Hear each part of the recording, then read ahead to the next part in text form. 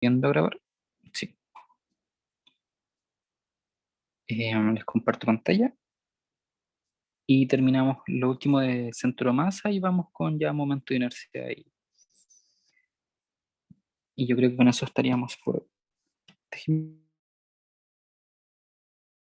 buscar el ejercicio que lo iba a dibujar, pero justo lo encontré por aquí. Este.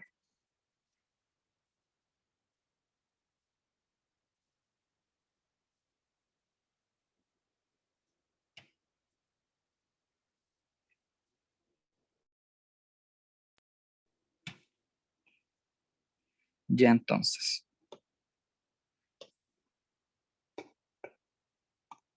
Bravo.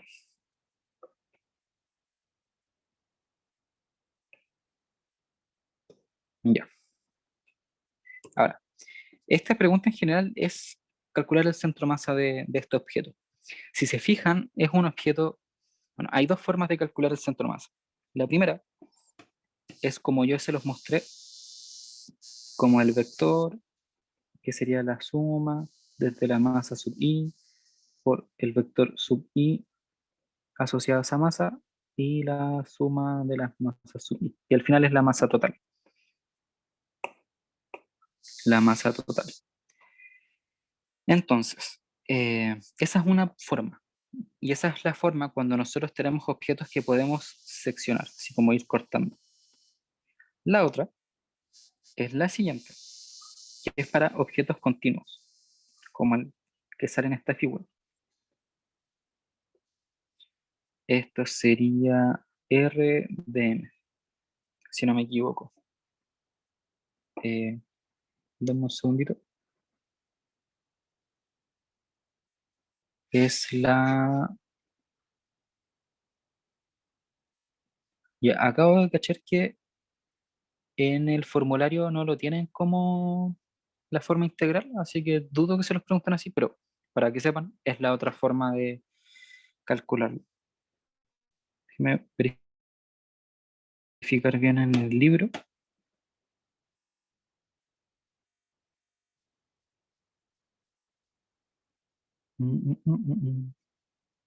Sí, sí, está bien. Ya. Entonces, esta es la forma integral. Y esta forma integral generalmente se conoce como calcular el centro de masa por definición. Dudo que les pregunten eso porque solo salió en una prueba. Y fue una prueba así como el año pasado. Y era una pregunta puntual, pero donde solamente se está evaluando centro de masa, momento de inercia y ese tipo de cosas. Así que esto no creo que les sirva. ¿Ya? Pero es importante que sepan que DM siempre lo pueden sacar de la integral de las siguientes maneras. Primero, la masa, que esto igual les sirve para el momento de inercia, probablemente lo vieron en clase. La masa o la densidad de un objeto siempre es constante, entonces la densidad, sea lineal, volumétrica o superficial, es la proporción entre la masa del objeto y el volumen. Si es un lineal, el largo; si es superficial, el área. ¿Ya? Y como esto siempre es, o sea, esta relación siempre es así, y la densidad en un objeto, el mismo material y etcétera, siempre es constante, esto lo pueden cambiar de la siguiente manera. Pueden decir que un elemento de la masa, un pequeño pedacito de la masa, asociado a un pequeño volumito de la masa, también tiene la misma densidad. Entonces, con esa relación pueden decir que dm es igual a la densidad por dv.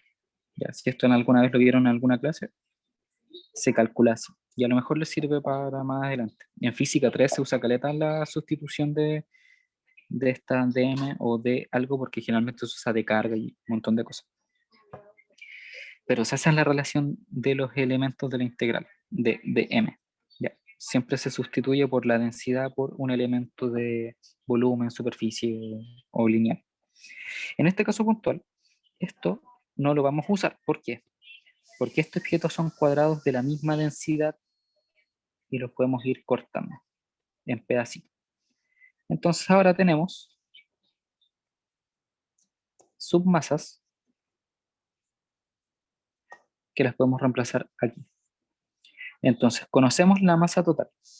masa total.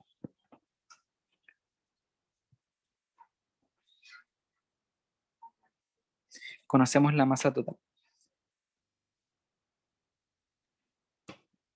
Pero no conocemos, por ejemplo, la masa de estos pequeños pedacitos. Entonces yo voy a decir que esa masa de esos pequeños pedacitos es m. Y más adelante vamos a buscar una relación entre m chica y m grande.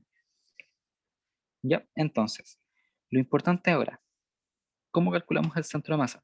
Este centro de masa va a tener dos direcciones, o sea, dos coordenadas. Y lo primero que tenemos que hacer para identificar cuáles son esas coordenadas, lo primero, es decir lo siguiente. El centro de masa de cada cuadradito pequeño es el centro, porque es simétrico. ¿Ya? Eso quiere decir que la coordenada R de cada cuadradito va a ser la que está en medio. ¿Ya? Entonces tenemos que identificar estas coordenadas de acá. Entonces lo que yo voy a hacer para facilitar un poco eso es decir que este es 25. Porque cada lado de cuadrado es de 5. Este de acá es de 15 y este de acá es de 5. ¿Ya? Lo mismo acá. Este de acá es 5, este de acá es 15 y este de acá es 25. Entonces ahora lo único que tenemos que hacer es lo siguiente. Primero vamos a calcular XCM, o sea, la coordenada X del centro de masa. Entonces esto va a ser M1, o sea, voy a decir M por. Voy a factorizar porque todas las cositas que están arriba, o sea, todas las cositas que van en esta parte de la sumatoria, son masas multiplicadas por esta coordenada X de cada uno de estos cuadraditos. Entonces puedo factorizar esa masa y dejar todas las coordenadas X sumadas entre medio. Entonces acá voy a tener coordenadas X, voy a tener 5 por esta coordenada de aquí, voy a tener más 15 por esta otra coordenada de aquí, más 25 por esta coordenada X de esta de acá. Entonces ya tengo las coordenadas X de los tres de abajo. Ahora, vuelvo a sumar 5 por la coordenada X de este de acá, más otra vez 5 por la coordenada X de este que está acá arriba, más 15 por la coordenada X de este que está aquí. Y esto partido en M total, que es un dato, un valor que conocemos. Ahora, lo que está acá, aquí, en total suma, este sería 30 más 30, 60 más otros 30 serían 90. Entonces esto sería 90, 90m partido en m. ¿Ya? Y ahora es donde tenemos que buscar esta relación de aquí. Pero antes de buscar esa relación, calculemos al tiro ICM. ICM. Lo mismo, la masa por las posiciones de, o sea, las coordenadas I. Noten que la primera fila de acá, todas las coordenadas I son 5. Entonces voy a tener 15, sumando al tiro como las 3. Más otros 15 por la que está acá, más 15, más acá tenemos dos objetos que tienen una coordenada 25.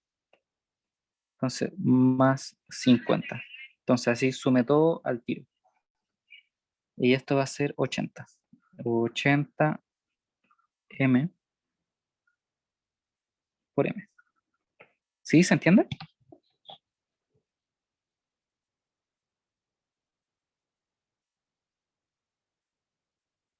¿Sí? ¿No? ¿Sí? ¿No? ¿No? ¿Sí? Sí, sí se entiende. Ya, perfecto. Entonces, lo que vamos a hacer ahora es, vamos a calcular m chica. Entonces, para calcular m chica, primero tenemos que saber lo siguiente. El material de estos objetos es el mismo, por ende la densidad siempre va a ser la misma. Entonces, calculamos la densidad. La densidad va a ser m partido en el volumen. Lo voy a hacer acá abajo. La densidad es m partido en el volumen. En este caso, m es la masa total Y el volumen de esto va a ser, en este caso es como un área, entonces va a ser el área total de esto. Entonces, el área de cada cuadradito va a ser, este lado completo vale 10, va a ser 10 por 10. Ese va a ser el área de cada cuadradito. Y va a ser 10, va a ser 100, 1, 2, 3, 4, 5, 6. 6 veces. Entonces acá abajo tenemos que va a ser 600. ¿Sí? Entonces, la masa total va a ser 600 veces P. Y ahora, lo que nosotros queremos, o no, miento, lo voy a dejar así tal cual. La densidad va a ser M partido en 100. Y lo que nosotros queremos es el M chica, ¿cierto? Y entonces voy a hacer la misma relación. P es igual a M chica partido en el volumen de una masita chica, que es 100. Entonces, ahora podemos decir, como M partido en 100 es la densidad, y la densidad también es M grande partido en 600, podemos decir que M es la masa grande partido en 6. O viceversa, podemos decir que creo que es más conveniente, que la masa grande es igual a 6 veces M. ¿Ya? Entonces ahora ya tenemos la relación entre M grande y M chica. Entonces, XCM va a ser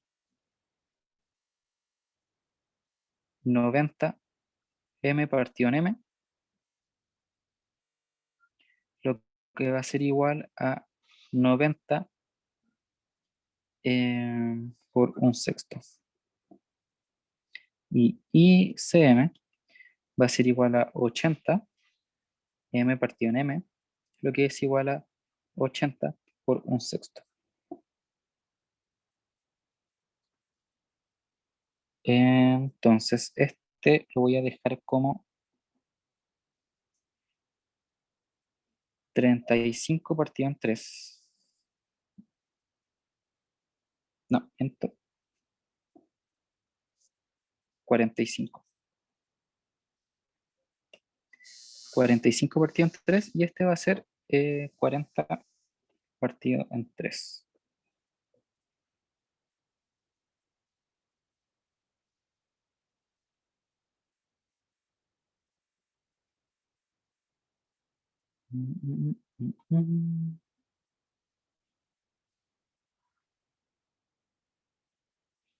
Ya. Entonces el centro de masa, el vector CM, va a ser 45 partido en 3 y tongo más 40 partido en 3 J tongo. Esa sería la respuesta del ejercicio. ¿Se entiende?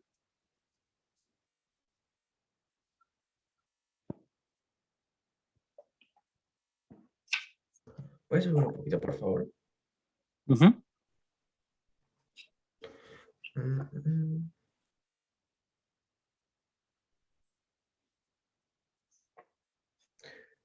Eh, ¿Por qué dm es igual a p por db? ¿Qué cosa? Perdón. ¿Por qué dm es igual a p por db? dm es igual a P por dB porque la densidad es igual a la masa partido en el volumen. Entonces, si yo estoy tomando una masa muy chiquitita al punto de ser un diferencial de la masa y lo estoy dividiendo en un volumen proporcional que sería un diferencial del volumen, Claro. puedo establecer la relación en que la densidad es igual a dm partido en du. Entonces, después despejo nomás. Y así es como se saca el dm de la integral, porque Claro. la posición no la puedes integrar con respecto al peso. Entonces, esa integral, así como está planteada por definición, no es irresoluble. Pero con esa sustitución del diferencial se vuelve fácil de resolver. ¿Se entiende? Sí. Ya. Entonces, ahora lo último que nos quedaría por ver sería el momento de inercia, pero eso se los voy a explicar con esto de acá. Este es el ejercicio que acabamos de hacer. Un mensaje de amor. Sí, era de apoyo cuando estaba grabando esto.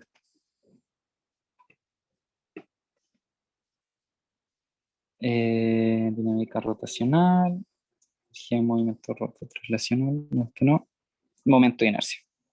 Y acá es donde, acá yo lo tengo bien detallado. Entonces, ¿qué es el momento de inercia? El momento de inercia no es más que la resistencia a los cambios de movimiento y se define con esto de acá. Es la sumatoria de la masa sub i por la posición perpendicular al eje de rotación al cuadrado. Eso es importante, que sea perpendicular al eje de rotación.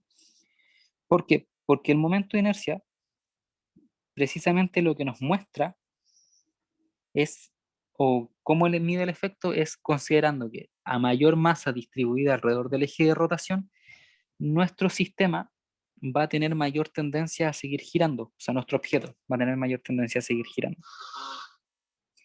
Y esto es válido para un sistema de partículas. O sea, yo tengo muchas pelotitas que quieren girar alrededor de un eje de rotación y eh, con esa idea se mantienen girando. Y creo que lo tengo acá. Por ejemplo, acá yo tengo muchas pelotitas. Si estas giran alrededor de este eje de rotación, entre más lejos estén del eje de rotación, mayor momento de inercia van a tener porque mayor va a ser su tendencia a mantenerse girando. Y esa es como la gracia. ¿Ya? Ahora, en un sistema continuo es distinto. Cuando nosotros tenemos objetos rígidos, como una papa, cada elemento de este sistema va a ser un diferencial. Ya, esto no lo pesquen mucho, estos son como hartos detalles, pero cada elemento de la papa va a ser un delta MI. Entonces, por ejemplo, acá hay propiedades de un sólido rígido que tiene una masa total M, y para cada puntito, cada elemento de esta masa, su masa es delta M, es una variación de la masa total, muy chiquitita. Bueno, la punto 2, la distancia entre cada punto siempre es la misma. Como es un sólido rígido, vamos a asumir que no es deformable. Como no es deformable, la distancia entre estos dos puntos es una constante D, no va a cambiar nunca. Entonces, cuando nosotros buscamos este total o centro de masa, generalmente estamos moviendo la distancia entre un punto y otro, siempre calculando distintos puntitos. Y la velocidad angular es la misma para todos los puntitos de acá. Y entonces, mientras este objeto gira, la velocidad angular P1 es la misma que la velocidad angular P2, y eso es porque la velocidad angular solo mide el cambio angular con respecto al eje de rotación, solo mide ese delta ángulo. Ya, eso es como lo importante. Entonces, si nosotros tenemos que el momento de inercia en un sistema de partículas, muchas masitas, es así, cuando nosotros estamos en un objeto continuo, esa m se vuelve un delta m, porque tenemos que la masa de cada puntito de este objeto sólido es un pedacito de la masa total, entonces es un delta m.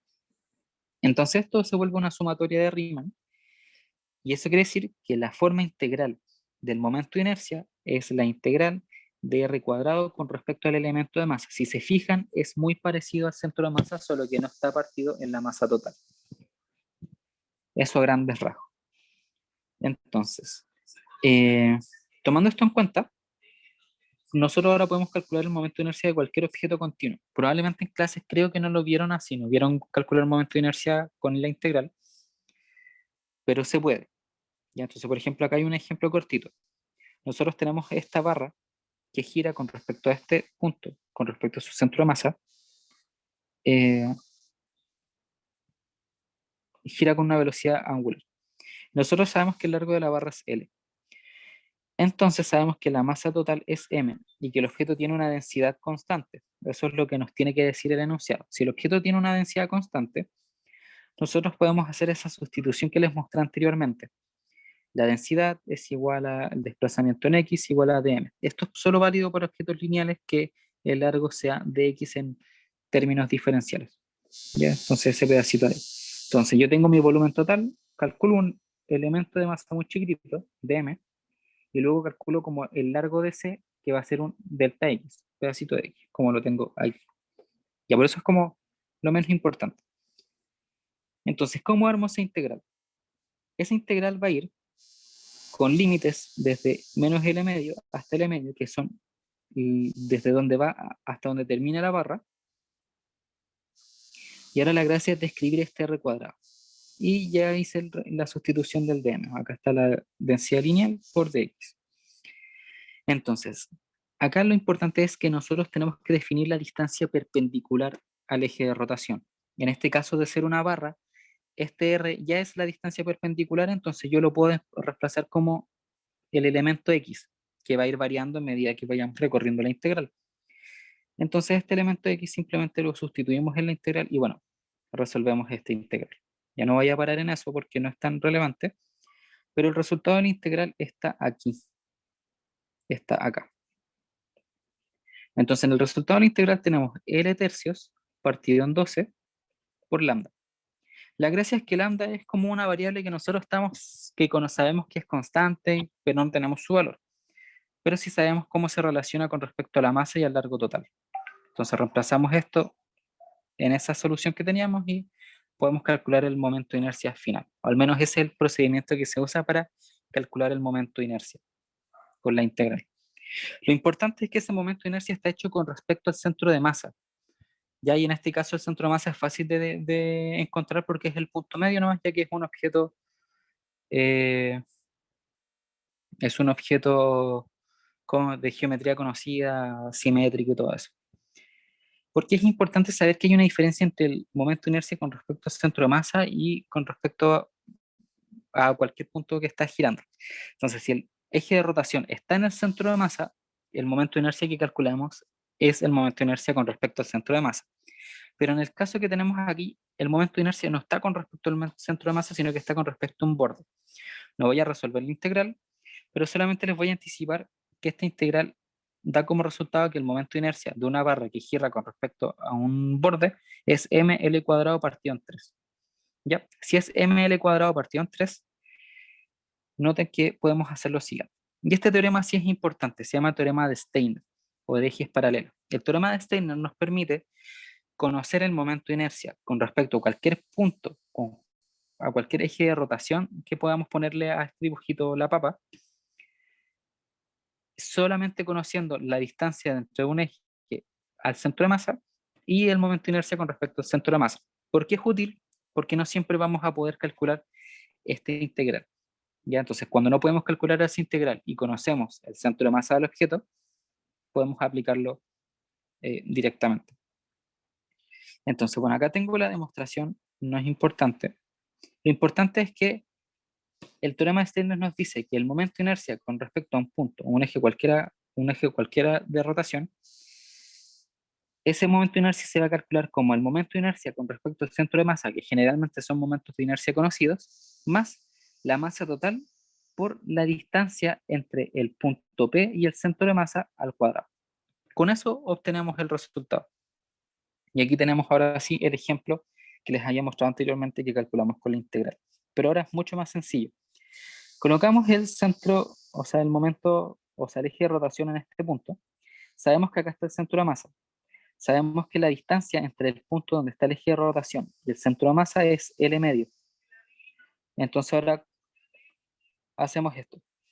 Momento de inercia, el centro de masa es ml cuadrado partido en 12, m grande que es la masa total, por L partido en 2 al cuadrado. Entonces ahora simplemente queda resolver esa suma. Entonces esta suma, bueno, ya es solamente sumar fracciones y da como resultado ml cuadrado partido en 3. Si se fijan, este es el mismo resultado que yo les había mostrado antes que se resuelve con la integral, pero ahora solamente usando el teorema de Steiner. ¿Ya? Y esto es súper útil, ya que generalmente o los ejercicios más complejos donde resolvemos momentos de inercia, eh, podemos ir separando objetos y asumir que son, no sé, conocidos. Por ejemplo, si yo tengo, digamos que, creo que hay un ejercicio que tengo aquí, que es igual, creo que lo hice en una ayudantía, así que no sé si me detenga tanto en eso. Bueno, este también lo hice en alguna ayudantía. Este no, pero este lo vamos a ver en un segundito. Entonces, creo que en el libro De hecho, déjenme buscarlo.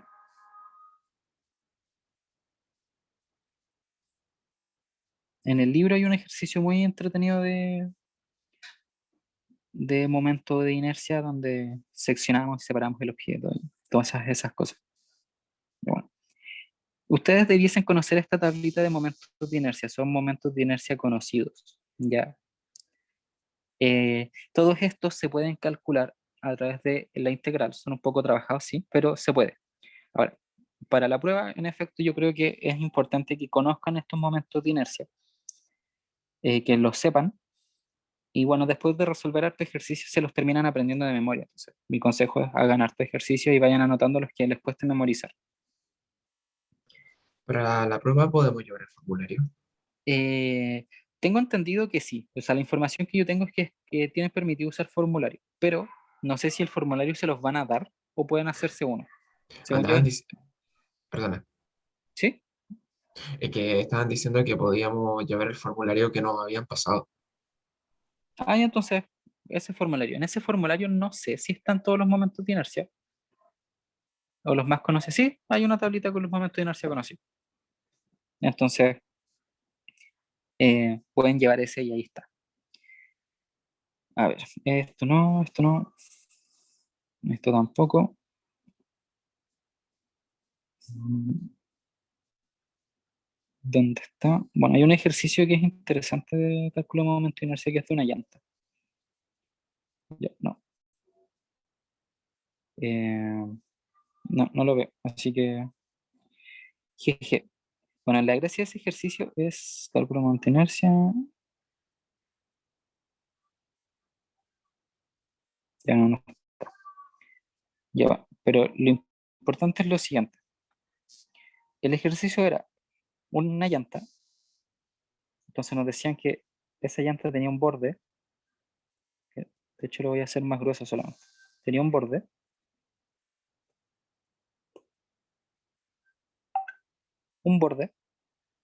que era como la parte del neumático que sobresale. Luego, y eso tenía un momento de inercia. Eso tenía un momento de inercia, no sé, y. Luego había otro, otra cosa interesante, que era otro objeto de parte de la misma llanta, que tenía un momento de inercia distinto, porque el material era similar, pero no igual, y estaba al interior de este bordecito negro. Y eso tenía otro momento de inercia, que voy a decir y dos. Y luego esto tenía como, por cada uno de los lados, para cerrar esto tenía como otra recubierta, con otro momento de inercia, porque era más delgadita, con un momento de inercia 3. Y la gracia es que cuando tienen ejercicios o objetos que el momento de inercia es como complicado calcularlo con la integral o con lo que sea, lo que ustedes pueden hacer es calcular el I total sumando I más I2 más I3. Y eso es precisamente porque el momento de inercia es una integral y la integral es la forma de generalizar una suma. Entonces, si tienen algo que está dividido en muchas partes, pueden dividirlo en las partes que sí conozcan. Por ejemplo, esto de acá afuera es un disco, el interior gris es un cilindro hueco, después el verde es otro como cilindro distinto, porque tiene dimensiones distintas, entonces suman los tres y lo obtienen. Y la gracia es que ahora podrían decirle, ya, ¿y qué pasa si esta llanta, no sé, por algún motivo empieza a girar con respecto a este punto y ya no con el centro? Entonces, tienen ese desplazamiento, centro-masa, corrido a un punto P, y conocen esa distancia. Si conocen esa distancia, pueden tomar estos tres momentos de inercia, porque este es con respecto a este cilindro, o sea, este disco exterior, y y el centro de masa de cualquier cosa circular es el punto medio, o sea, el centro. Entonces aplican Steiner para cada una de estas dos y luego vuelven a sumar las tres y volverían a tener el IT total con respecto a este punto. O más fácil, este IT total que calculan en un principio con respecto al centro de masa se vuelve el I total con respecto al centro de masa. Entonces ahora el I total final, o con respecto al punto P, va a ser I total centro de masa, que es esta suma, más la masa total, que siempre la dicen en el enunciado, por ese desplazamiento que sería D cuadrado. Y es como distintas formas de hacer lo mismo. ¿Ya? Eso. Eso con respecto a momento de inercia.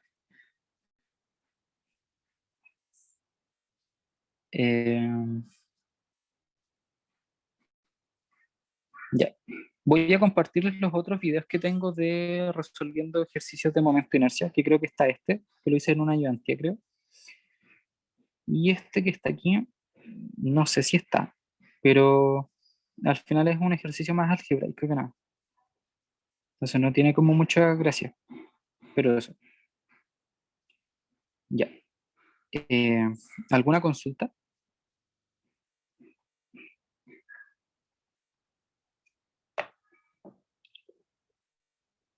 Sí, no. No, sí. No. Ya, perfecto. Entonces, les voy a confirmar la hora a la que podríamos juntarnos mañana. O sea, para coordinar bien a qué hora y que terminemos de ver las otras cosas que quedan.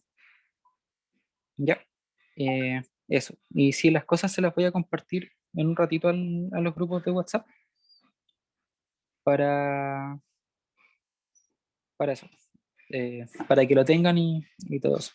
Ahí les confirmo bien a qué hora podría mañana. ¿Sí? Ya, bacán. Muchas gracias, Camilo. Ok, Te pasaste. Gracias. muchas Sí, gracias. bastante. Gracias. Gracias, Camilo. Nos vemos. Muchas gracias. Chao, que estén bien.